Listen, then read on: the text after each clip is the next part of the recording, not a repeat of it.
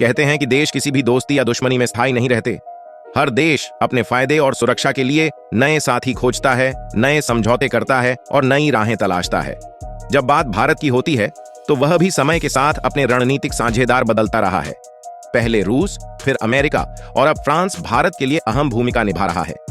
यह कहानी सिर्फ व्यापार या डिप्लोमेसी की नहीं है, यह कहानी है कैसे एक देश अपनी ताकत को और मजबूत करता है और कैसे भारत ने फ्रांस के साथ एक ऐसी डील की है जो उसे एशिया का सबसे ताकतवर देश बना रही है। भारत फ्रांस रक्षा साझेदारी। बदलते रिश्ते पहले रूस भारत का सबसे करीबी रक्षा साझेदार था, लेकिन पिछले कुछ सालों में यह जगह फ्रांस ने धीरे धीरे ले ली है। खासकर जब से भारत और फ्रांस के बीच राफेल डील हुई, तब से फ्रांस भारत का सबसे भरोसेमंद रक्षा साझेदार बन गया है। राफेल जैसे लड़ाकू विमानों ने भारत की वायुसेना को एक नई ऊंचाई दी है।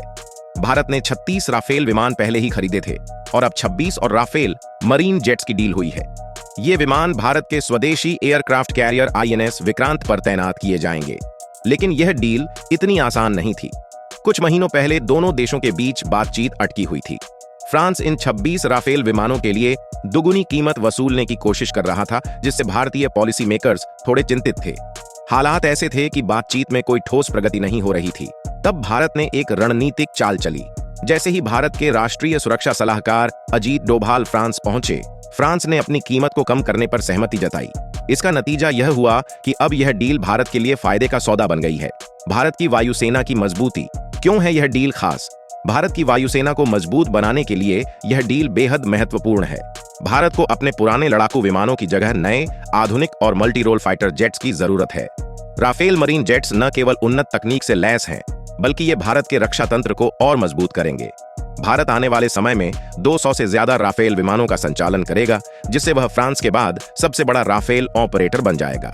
इस डील के पीछे भारत का एक दीर्घकालिक लक्ष्य भी है, आत्मनिर्भरता।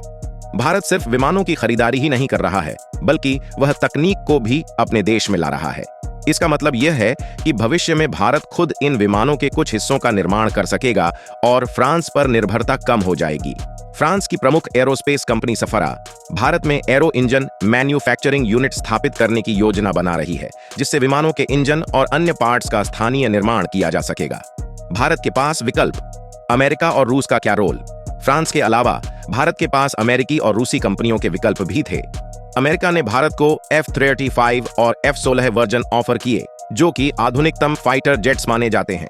वहीं रूस ने भी सुखोई 57 का ऑफर दिया, लेकिन भारत ने शुरुआत में ही स्पष्ट कर दिया था कि वह अपनी रक्षा जरूरतों के लिए किसी एक देश पर पूरी तरह निर्भर नहीं रहना चाहता। यही वजह है कि भारत ने फ्रांस, अमेरिका और रूस तीनों देशों से लड़ाकू विमानों की खरीदारी पर विचार किया। यह रणनीति भारत को विविधता प्रदान करती है और यह सुनिश्चित करती है कि किसी भी परिस्थिति में उसे विमानों की मरम्मत या संचालन में परेशानी न हो। राफेल की भूमिका। भारत को कैसे मिलेगी ताकत? राफेल विमानों की खासियत यह है कि ये न केवल हवा से हवा में लड़ाई कर सकते हैं, बल्कि ये जमीन से हवा तक भी हमले कर सकते हैं।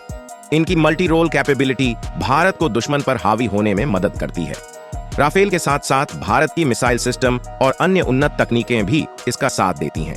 इन विमानों की मदद से भारत अपनी सीमाओं की रक्षा और सुरक्षा को और मजबूत करेगा। इसके अलावा भारत की नौसेना भी इन्हें अपने विमानवाहक पोतों पर तैनात कर सकेगी, जिससे समुद्री सुरक्षा में भी इजाफा होगा। फ्रांस और अमेरिका की रणनीति।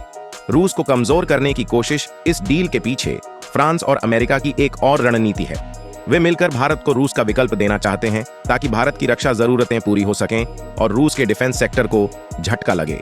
फ्रांस को भारत का यह ऑन ऑर्डर इसलिए भी महत्वपूर्ण है क्योंकि भारत के ऑन ऑर्डर के बाद ही राफेल को कई बड़े ऑन ऑर्डर्स मिले। पहले राफेल को खरीदने के लिए कई देश तैयार नहीं थे, लेकिन भारत की खरीदारी के बाद इसके मार्केट में तेजी आई। यही कारण है कि फ्रांस ने भारत के साथ हर शर्त को मान लिया। भारत का भविष्य। आत्मनिर्भरता की ओर एक कदम, और यह डील सिर्फ विमानों की खरीदारी तक सीमित नहीं है। इसका असर भारत की आत्मनिर्भरता पर भी पड़ेगा। भारत अब खुद अपनी वायुसेना और नौसेना के लिए विमान निर्माण की दिशा में आगे बढ़ रहा है। सफरा कंपनी की एरो इंजन मैन्युफैक्चरिंग यूनिट के जरिए भारत अपने विमानों के इंजन खुद बना सकेगा, जिससे उसे बाहर से इंजन मंगाने की जरूरत कम हो जाएगी।